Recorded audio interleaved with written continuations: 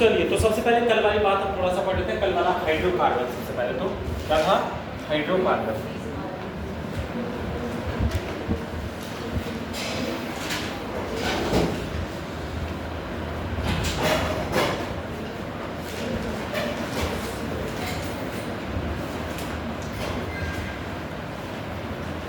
Hydrocarbon, तो hydrocarbon सबसे पहले क्या होते हैं? हाइड्रोकार्बन की डेफिनेशन क्या है? कंपाउंड या molecules which are made up of carbon and hydrogen are called hydrocarbon.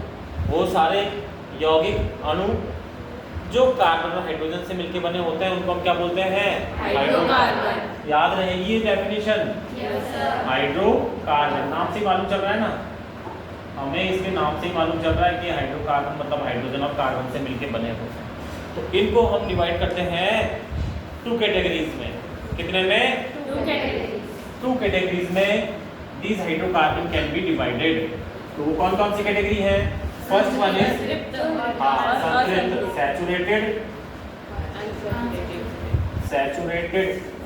Saturated hydrocarbon, है ना, और दूसरी अनसैचुरेटेड।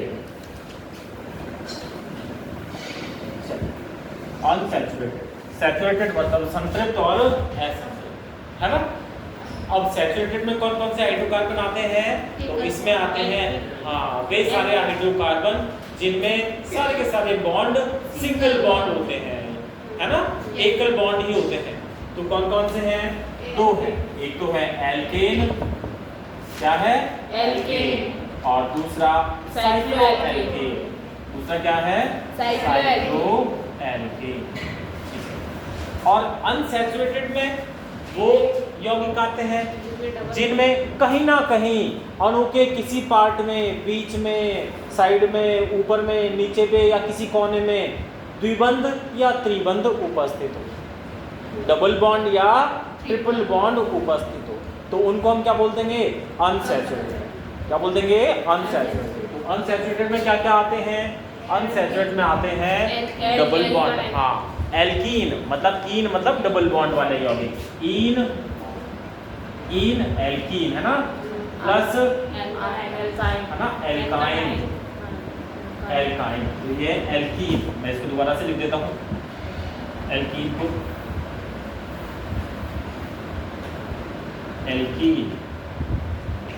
एल्कीन और एल्काइन। साथ ही अनसैचुरेटेड में ये बेंजीन, जैसे ये हम बेंजीन बनाते हैं ना, तो ये सैचुरेटेड में आएगा कि अनसैचुरेटेड में? अनसैचुरेटेड। हाँ, इसे देख के बोलो, कहीं पे सोच रहे हो और फिर बोल रहे हो अनसैचुरेटेड, क्योंकि डबल बॉन्ड है। डबल बॉन्ड 2 परमाणु के बीच में 2 लाइन होती है ना, उसको ही तो बोलते हैं डबल बॉन्ड। और 3 लाइन होती है तो उसको क्या बोलते हैं? ट्रिपल बॉन्ड में सिग्मा बॉन्ड कितने होते हैं? और पाई बॉन्ड 2। तो क्या सबको नहीं आता क्या? ट्रिपल बॉन्ड में सिग्मा बॉन्ड कितने होते हैं? 1 और पाई बॉन्ड 2। हाँ, डबल बॉन्ड, ट्रिपल बॉन्ड या क्वाड्रपल बॉन्ड। क्वाड्रपल बॉन्ड हम पढ़ते हैं इनऑर्गेनिक में, जिनमें 2 परमाणु के मध्य 4 बॉन्ड होते हैं। ऑर्गेनिक में हमारे नहीं आता, इनऑर्गेनिक में हम पढ़ते हैं क्वाड्रपल बॉन्ड, मतलब 2 परमाणु के बीच 4 बॉन्ड। तो याद रखना, एक बॉन्ड अगर होगा, ऑर्गेनिक की बात करें, 2 परमाणु के मध्य अगर एक बॉन्ड होगा तो सिग्मा होगा। उस एक बॉन्ड के अलावा बाकी सारे बॉन्ड कौन से होंगे? पाई बॉन्ड होंगे। तो एल्कीन में 2 बॉन्ड होते हैं, एक सिग्मा तो दूसरा पाई। एल्काइन में 3 बॉन्ड होते हैं, एक सिग्मा तो बाकी दोनों पाई। ठीक है। और मजबूत कौन सा बॉन्ड होता है? सिग्मा बॉन्ड होता है कि पाई बॉन्ड होता है? मजबूत बॉन्ड कौन सा होता है, सिग्मा या पाई? हे राम, अरे भाई सिग्मा बॉन्ड तो ना इस तरह से बनता है, ऐसे हाथ मिलाते हैं, मिलाओ हाथ, ऐसे होता है। और पाई बॉन्ड कैसे होता है? बड़े मुश्किल से ऐसे करके, कहीं उसे रास्ता तो मिलता नहीं है, तो ऐसे करके कहीं से हाथ जोड़ के रखता है। ये नहीं देखा क्या सिग्मा बॉन्ड? भूल जाओ सारा। सिग्मा बॉन्ड बनता है अक्षीय अतिव्यापन से, ये एक सी कक्षक है और ये दूसरा पी कक्षक है, इन दोनों का अतिव्यापन होगा। अतिव्यापन से इस तरह से बॉन्ड बनता है, ये पूरा बॉन्ड का एरिया रहता है, ये वाली छोटी, ये सारा बॉन्ड का एरिया रहता है। इसकी ये पाली और ये पाली अतिव्यापन करके इस तरह से बनती है, तो इतना ज्यादा अतिव्यापन करता है। तो ये क्या रहता है, सिग्मा बॉन्ड, है ना।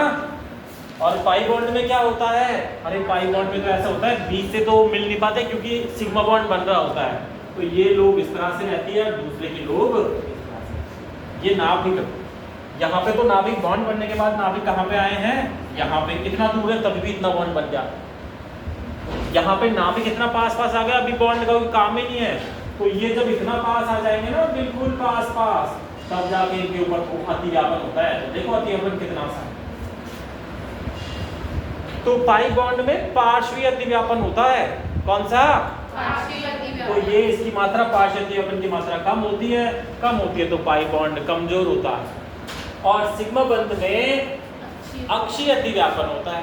अक्षीय अतिव्यापन होता है तो अतिव्यापन की मात्रा ज्यादा होती है, इसलिए बंध जो बनता है वो क्या होता है, मजबूत होता है। या हम कहें in sigma bond the overlapping is axial overlapping, और एक्सियल ओवरलैपिंग से जो ओवरलैप की मात्रा है वो ज्यादा होती है, तो मजबूत बंध बनेगा, स्ट्रॉन्ग बंध बनेगा। और यहाँ पे समपार्श्वीय मतलब कोलैटरल ओवरलैपिंग होती है। तो कोलैटरल ओवरलैपिंग होने से ये इतने पास आ गए एक दूसरे के इतने पास, तभी भी इतना सही अतिव्यापन होता है। तो कोलैटरल ओवरलैपिंग से अतिव्यापन की मात्रा कम होती है, और अतिव्यापन जितना कम होगा उतना ही दुर्बल बंध बनेगा, है ना। मैंने दूसरे वाले का हाथ पकड़ रखा है, अब खींचो तो थोड़ा बल लगेगा, और हाथ भी नहीं पकड़ रखा, बिल्कुल थोड़ा सा टच हो रहा है, तो दोनों को छुड़ाना आसान रहेगा ना, होता है कि नहीं। तो सिग्मा बंध मजबूत होता है और पाई बंध कमजोर होता है। Always sigma bond is stronger than pi bond. याद रखना, रह जाएगा क्या, एक दो ही बोल रहे हैं, पता नहीं दो से तो कहां पे क्या। तो सिग्मा बंध कमजोर होता है या पाई बंध, सिग्मा बंध मजबूत होता है या पाई बंध, सिग्मा बंध हमेशा मजबूत होता है, क्योंकि सिग्मा बंध अक्षीय अतिव्यापन से बनता है। अक्षीय अतिव्यापन इस तरह से होता है, तो बिना नाभिक, ये जो एक दूसरे को प्रतिकर्षण करते हैं नाभिक, वो इतना पास भी नहीं आते, उससे पहले इतना अतिव्यापन हो जाता है। और पाई बंध में समपार्श्वीय अतिव्यापन होता है, नाभिक इतना पास आ गए तब जाके इतना सा अतिव्यापन हुआ है। तो अतिव्यापन की मात्रा जहाँ पे कम वहाँ पे दुर्बल बंध, अतिव्यापन की मात्रा जहाँ ज्यादा वहाँ पे प्रबल बंध। तो सिग्मा बंध प्रबल रहेगा और पाई बंध दुर्बल रहेगा। याद रखना हमेशा, दोबारा पूछो तो ये मत बोल देना पाई बंध मजबूत होता है, हैं? Yes sir. बोल तो नहीं दोगे? नहीं सर। हाँ, तुम्हारा कोई भरोसा भी नहीं है। देखूंगा अब, देखा अगर दोबारा आता है, अगर तब अगर बोलोगे तो अच्छी बात नहीं होगी। तो सिग्मा बंध is always stronger than pi bond. तो हमने क्या क्या पढ़ा अभी हमने पढ़ा हाइड्रोकार्बन्स। हाइड्रोकार्बन्स क्या होते हैं, the compounds which are made up of carbon and hydrogen are called hydrocarbon. These hydrocarbons can be divided into two categories. कौन-कौन सी categories हैं? Saturated and unsaturated. संतृप्त और असंतृप्त। Examples of saturated hydrocarbons are alkane and cycloalkane. And the example of unsaturated hydrocarbons are alkene, alkyne. ये these aromatic compounds, ये भी क्या हैं? Unsaturated. क्योंकि aromatic compounds हमने देखा है ना, बेंजीन में डबल ट्रिपल बॉन्ड होते हैं, तो यहाँ डबल बॉन्ड है, तो ये भी क्या है? Unsaturated। चलिए, तो हम यहाँ तक आ गए। साथ में हमने बीच में बात कर ली थी कि स्ट्रॉन्गर कौन सा बॉन्ड होता है, सिग्मा या पाई। तो कौन सा होता है? Sigma bond is always stronger than pi. चलिए, अब हम बात करते हैं एल्केन की। किसकी बात करेंगे? एल्केन की। तो यहाँ से हम पेज ले लेते हैं अगला, और ये हमारा हेडिंग होगा एल्केन। अब एल्केन क्या होते हैं? जो एल्केन वर्ड है ना, this word is made up of by alk plus ane, है ना, दिखाई दे रहा है ना। Yes sir. ये जो एल्क है वो क्या दिखाता, क्या बताता है? एल्क बताता है कि उस अणु में नंबर ऑफ कार्बन कितने हैं, उस अणु में कार्बन परमाणु की संख्या कितनी है। तो क्या बताएगा ये? नंबर ऑफ कार्बन एटम्स, ठीक है। और एन क्या बताएगा? एन बताता है कि सारे के सारे बंध जो भी इसमें है, सारे के सारे सिंगल बॉन्ड हैं। एन हमेशा कब आता है? जब सिंगल बॉन्ड हो, है ना, सिंगल बॉन्ड, ठीक है। तो एल्केन में एल का मतलब है नंबर ऑफ कार्बन और एन का मतलब है सिंगल बॉन्ड। तो मैं बनाता हूं एक स्ट्रक्चर, ये क्या एल्केन है या नहीं है आपको बताना है।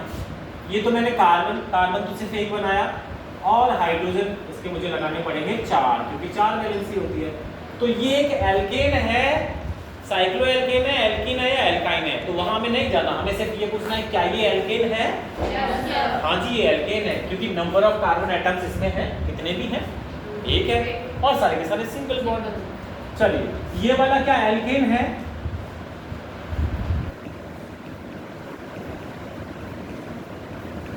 ये एल्केन है, ये भी एल्केन है क्योंकि number of carbon atoms, alkane मतलब कार्बन एटम्स है और सारे के सारे सिंगल बॉन्ड है ना। अगला अगर हम देखें इस अणु की बात करें,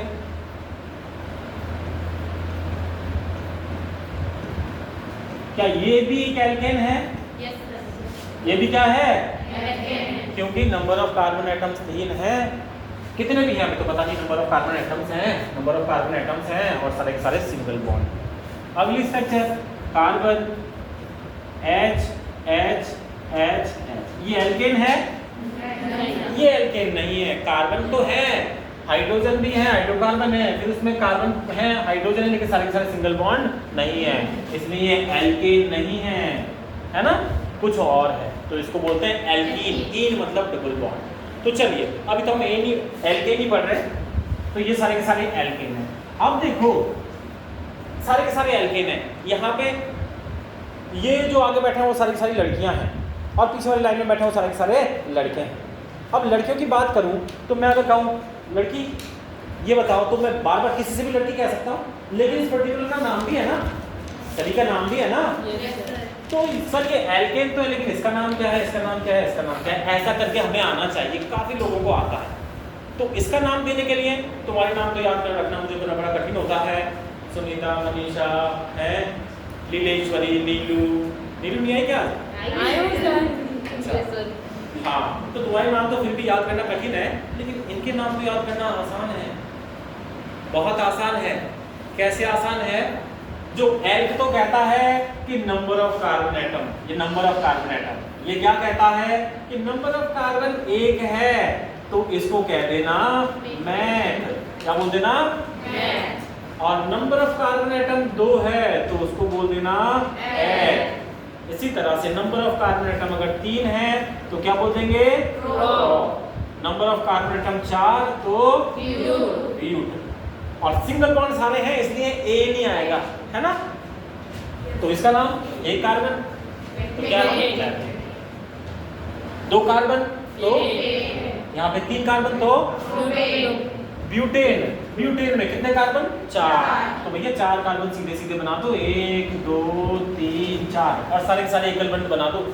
तो एकल बंध ऐसे बना देंगे सारे के सारे, हाइड्रोजन हाइड्रोजन हाइड्रोजन हाइड्रोजन है।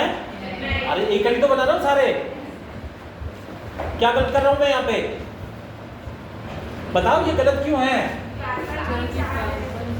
मैंने ऐसा बना दिया, ये लो ये स्ट्रक्चर बना दी, अब इसमें क्या गलत है मुझे ये बताओ।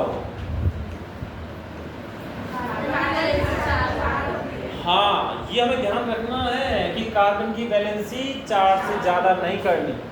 कार्बन 4 ही परमाणु से जुड़ सकता है ना, सिंगल बॉन्ड से 5 6 7 से कभी नहीं जुड़ता है, इसलिए 4 वैलेंसी वो हमें याद रखना है। तो वहाँ पे हमें गलती नहीं करनी है, यानी कि ये हट जाएगा और यहाँ पे H ये इस तरह से, तो ये इसका नाम क्या हो जाएगा ब्यूटेन। कैसे? 4 तो कार्बन हो गए, बाकी सारे के सारे एक बॉन्ड। 5 कार्बन हो तो क्या बोलते हैं? पेंट, जो लड़के लोग पहनते हैं, है ना, पेंट। 6 कार्बन है तो हेक्स, 7 कार्बन है तो सेप्ट या हेप्ट। एक बार कर लो कंफर्म, कोई सेप्ट भी बोल रहा है। हाँ तो हेप्ट, क्या बोलेंगे? हेप्ट। कहीं कहीं पे सेप्ट दूसरी जगह आता है, बट यहाँ पे सेप्ट नहीं बोलना, हेप्ट। 8 है तो ऑक्ट, 9 है तो नॉन। कौन सा नॉन? एक नॉन खाने का भी होता है, जानते हो क्या? है?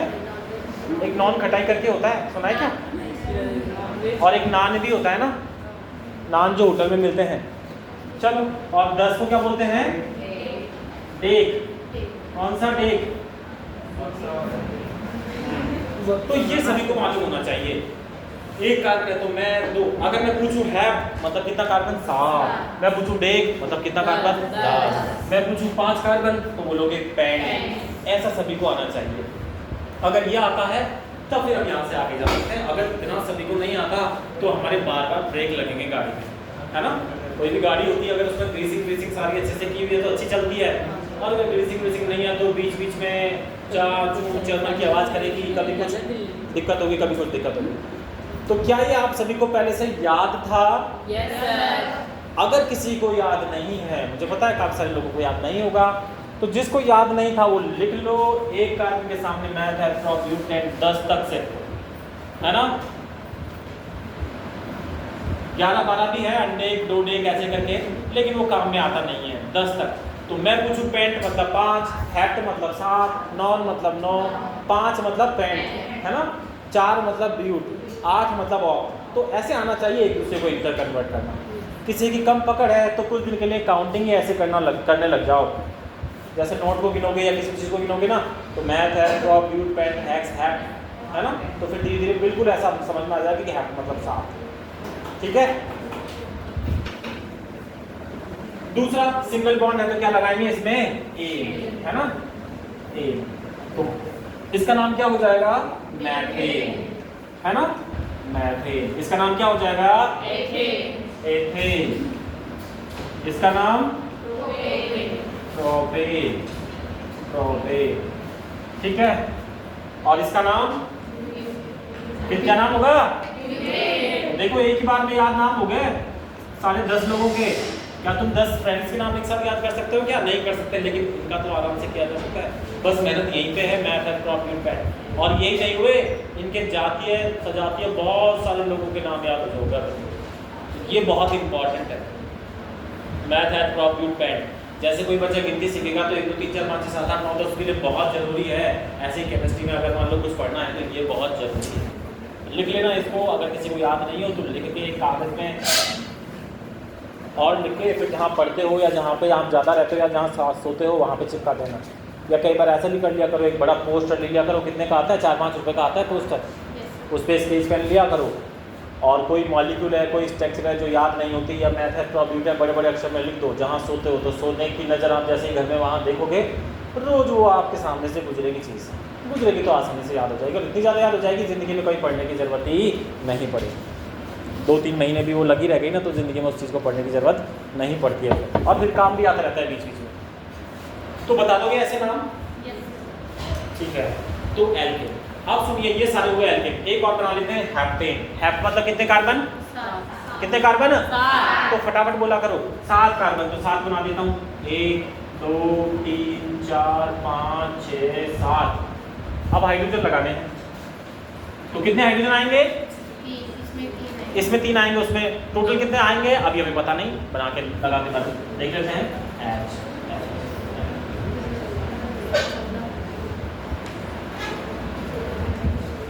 ये लो, सारे के सारे सिंगल बॉन्ड लगा दो 4 वैलेंसी के साथ। तो भाई कितने हाइड्रोजन आए? 16। तो क्या हमें पहले तो मालूम नहीं था? हाइड्रोजन लगाने से पहले मालूम कर सकते हैं क्या? तो ये जो मैथमेटिशियन लोग है ना, कौन कौन है मैथमेटिशियन यहाँ पे? 1 और 2 3 4। इन मैथमेटिशियन लोगों ने क्या किया कि यार ये हाइड्रोजन अगर कोई पूछ ले पहले तो क्या बार बार स्ट्रक्चर बना के फिर बताएंगे क्या कितने हाइड्रोजन है? तो इन्होंने एक फार्मूला डिवाइस जनरेट कर दिया। फार्मूला कैसे जनरेट किया? इन्होंने कहा, मतलब इसमें देखा, यहाँ पे अगर 1 कार्बन है तो कितने हाइड्रोजन आ रहे हैं? 4। यहाँ पे 2 कार्बन है तो कितने हाइड्रोजन आ रहे हैं? 6। यहाँ पे 3 हाइड्रोजन है तो कितने हाइड्रोजन आ रहे हैं? कितने? 8। चलो अगली स्ट्रक्चर में ले लेते हैं अपन, अगले उस पर ले लेते हैं। तो चलिए बताना देखें। तो देखो कैसे जनरेट किया फॉर्मूला। फॉर्मूला जनरेट करने का कोई भगवान से ऊपर से बन के नहीं आता। ये मैथमेटिशियन लोग थोड़ा दिमाग लगा के ऐसे फॉर्मूले बना देते हैं।